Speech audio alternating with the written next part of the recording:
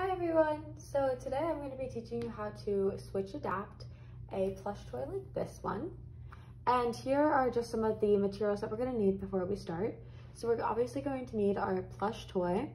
We're going to need a soldering wand, which I have here, some solder, some electrical tape, a female cable, some helping hands, which are optional, but I'm going to be using them, scissors, wire cutters, a needle and thread, a seam ripper, and a switch. Okay, so before we start, we're going to be stripping part of the female wire so we can get the two wires inside exposed and stripped to the copper. So you are going to be taking your wire strippers, giving a good amount. You can measure this with a ruler if you'd like, but you don't need to. And you're going to press down.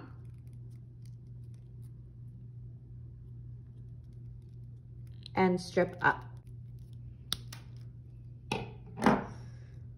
So now we have two pieces of wire inside. We have a red and a green. You might have something different. If you have 3 pieces of wire, a red, yellow, and white, you're gonna wanna cut the white off, but this only has 2 pieces, which is all we need. So this is fine. So you're gonna wanna kind of separate these a little bit. Take your wire cutters again, and we're gonna want to expose part of the copper so that we can interrupt the circuit in the toy. So put it on one of your lowest settings and give it a good amount because you're gonna wanna be twisting this copper together later on. So give it a good amount. I would say this is pretty good. You wanna go on your other side too and get about the same amount. And this is pretty good. And this is all we need. So now we're gonna wanna put this to the side and we're gonna wanna take back our plush toy. So I turned this off for now, but we can just turn it back on for a second. Level 1. We're gonna be switch adapting this hand. So hands, that's my blue hand. Blue hand. So you can see that it works.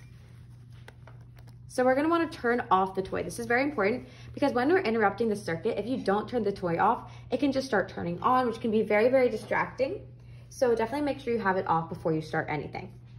So now that we have our toy, we're going to want to take our seam ripper and rip along the seam where, for me, the hand meets the body. Just where, so it'll be easiest to sew here and not look as bad. So just take your seam ripper and rip a good amount in there so that it is easier to get out the wires. So this is a pretty good amount. Close it up, put it away. And now we're going to want to start to fish out the wires. You're gonna feel them and they're right here. And it might take a little longer, but you'll feel them and we're gonna take them out. We're gonna wanna take out like a good amount, but so that we can adapt it, but you're not gonna wanna take it out all the way. So like they're still gonna be in the toy, but you're gonna wanna take it out so that we can adapt it. So now we're gonna wanna take our helping hands. These are optional, but they're definitely very useful because you can clamp them down and so that you have 2 hands free for your soldering, which we are going to be doing in just a few seconds. So I'm gonna bring the camera a little closer. Okay, so now you see that the wires, what we're gonna wanna do is we're gonna wanna take our seam ripper and kind of just, cause you can see that there's 2, but they're kind of connected together. So you're just gonna wanna take the seam ripper and just rip a little bit so that they kind of disconnect and they just look kind of like 2 wires. Some toys already have this and are already just 2 wires, so you're not gonna need to do that step. But if your toy looks like that, it's best to just make sure that it kind of looks like 2 wires are in the toy. So now that the wires are separated, you're gonna wanna take your scissors, or you could use just like wire cutters, but scissors, and cut down the middle. And now we have kind of, it looks like 4 pieces. So 2 at the top, 2 at the bottom. So now we're gonna wanna take our wire strippers again, and you're gonna wanna go on one of your lowest settings to strip these wires. And you're also gonna wanna take back what we did in the beginning where we stripped the female cord. You're gonna wanna kind of have the same amount of the copper showing, just so that it's easiest to all tie together when we need to solder. So take one of your lowest settings of your wire strippers, give a good amount, almost equal to what we had. And here we got some copper shown. So we're gonna do this on the other side too. And then after we finished stripping these two wires at the top, we're going to strip the two wires at the bottom in about the same way and same length. There we go.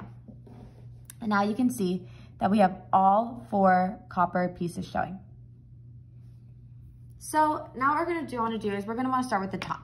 So you can use either one of the wires to connect. So you can use the red one or you could do the black one, either or. I'll just do the red. And what we're going to want to do is you're going to want to do top and then bottom. So make sure all the copper pieces are close together, like they are here, and you're going to want to twist. You want to twist it really, really nice and tight so all these copper pieces stay together when we solder. So now that they look nice and tight and coiled around together, we can finally get to the soldering process. So you're going to want to take your solder wand and you're going to want to take your solder and you're going to want to, with your solder wand, it's very hot, so definitely be careful. Take a little bit of your solder and press it to the tip of the wand. It's okay if you see a little bit of smoke because that's completely normal, so don't stress. And you're going to want to cover your copper wires completely. Make sure they're covered completely in the solder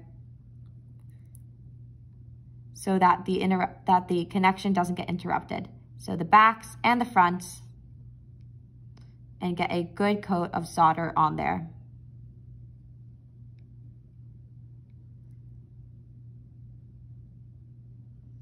So this definitely looks good. You can see that there's a good amount of solder on there and it's good from all sides.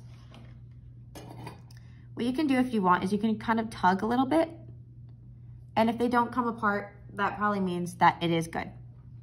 So now we're gonna do the same exact thing to our other side. So we're going to take our 3 and we're going to tie them together.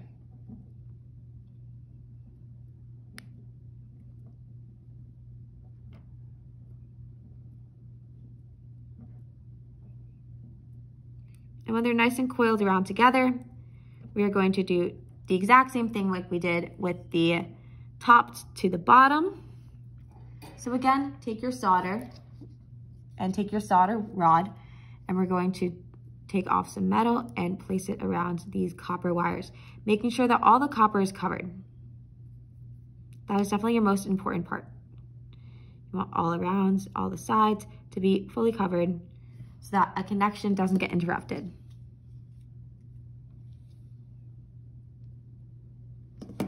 There we go. And that looks good.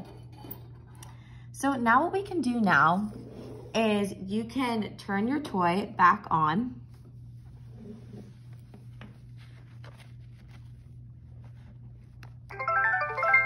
Level 1. Let's have some fun. And we're going to want to plug our switch into this. This is important. This is an important step because if you accidentally mess up your solder, you can have time to fix it. So here's our switch, and we're going to plug it in. And now we're going to see if it works. So Hand. That's my blue hand. there we go. So that means that the soldering was a success. The circuit was interrupted and is now brought to the switch and also the hand. You can also check the hand. That's my blue hand. So see, they both work. So now you're going to want to turn off your toy again. Okay. And once it's off, we're going to want to take that electrical tape that I showed you in the beginning. We're going to want to cut 2 pieces of it. And what you're going to want to do with these 2 pieces of electrical tape is you're going to want to cover up the solder. This is important because if these two pieces connect inside the toy, it might start the toy automatically without you touching the button.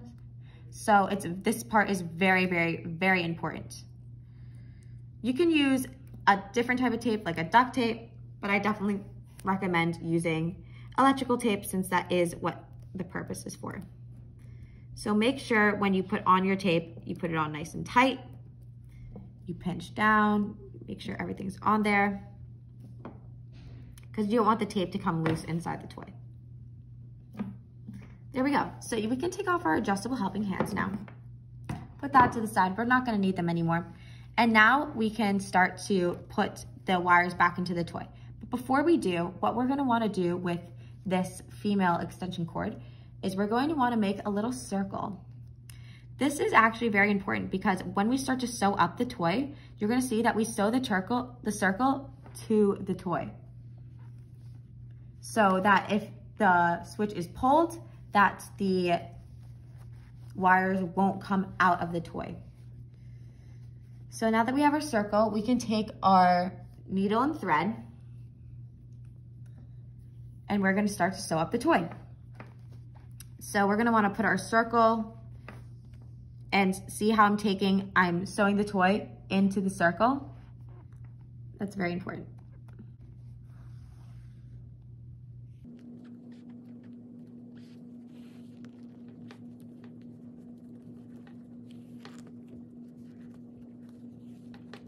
So once you have a couple rounds of thread in there, you can start to sew up the toy just like you normally would. And what I forgot to add here is that you're actually going to want to sew the circle into the toy. So you're sewing the circle like into the toy so that you don't see the black part anymore and it just looks like there's a cable sticking out of the toy. So you're taking all of that black circle and sewing it inside the toy so you can no longer see it anymore.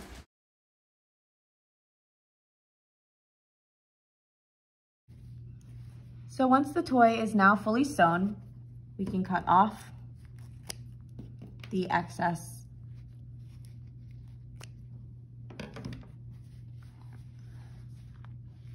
And we have our port still sticking out.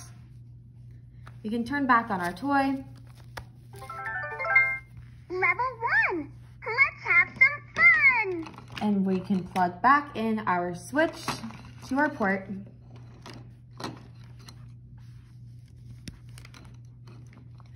And we're gonna see if it works. Hand. That's my blue hand. Blue hand. Hand. That's my blue hand. And it works. So that means that this was a success. So this toy was now fully adapted and with the port sticking out on their right hand. So thank you so much for following along with me, and I hope you learned something from this. And thank you so much.